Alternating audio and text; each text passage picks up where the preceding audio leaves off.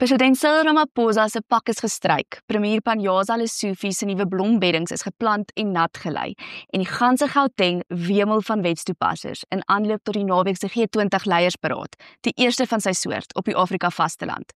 Leiers van die wêreld se grootste ekonomieë, gesamentlik verantwoordelik vir ongeveer 85% van die globale BBP en meer as 75% van die globale handel, kom Saterdag en Sondag by Nasrek byeen.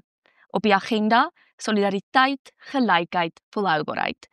Dit is egter teen hierdie tyd geen geheim dat die wêreld se grootste ekonomie, die FSA, die beraad misloop nie. Monica, die FSA se afwesigheid is meer as simbolies. Wat kan ons verwag van hierdie naweek se beraad? En gaan dit die doelwitte bereik wat dit moet?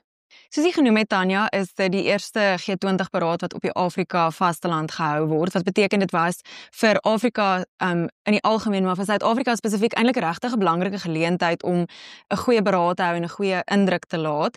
Die probleem waarmee ons sit is Suid-Afrika het in aanloop tot hierdie beraad, veral in die res van die jaar ook geopolities regtig 'n moeilike tyd gehad. Wat beteken die vooruitsigte daarvan is ongelukkig nie meer so goed nie. So die FSA stuur nie net geen afvaardiging nie, maar die staatshoofde van China, Rusland, Argentinië en Mexico is ook afwesig, wat beteken ons sit met 15 staatshoofde wat opdaag. Gegee die feit dat Saterdag se beraad in besonder 'n leiersberaad is, beteken dit dat staatshoofde wat afwesig is 'n wesenlike leemte laat.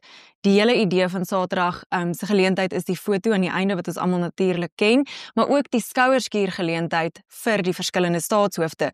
As staatshoofde nie daar is nie, is dit doeteenvoudig nie dieselfde geleentheid nie, ongeag wat sekere ontleeders 'n mens probeer oortuig. Donald Trump gaan dalk in vlees afwesig wees, maar gaan sonder enige twyfel in gees soos 'n skaduwee oor die beraad hang. Dit is eenvoudig 'n enorme leemte dat die FSA, die grootste en mees magtige land in die wêreld, nie teenwoordig is nie. En ek dink mens kan wel verwag dat hy iewers deur die loop van die naweek iewers op 'n platform iets daaroor gaan sê en graag kommentaar lewer oor die feit dat hulle afwesig is en die beraad sonder hulle aangaan. Daar's natuurlik ook baie groot vrae oor hoe presies die oorhandiging Sondag gaan plaasvind. Suid-Afrika wat die leierskapssetel van die G20 aan die FSA moet oorhandig vir volgende jaar. Hoe gaan dit presies afspeel in die FSA se fisiese afwesigheid?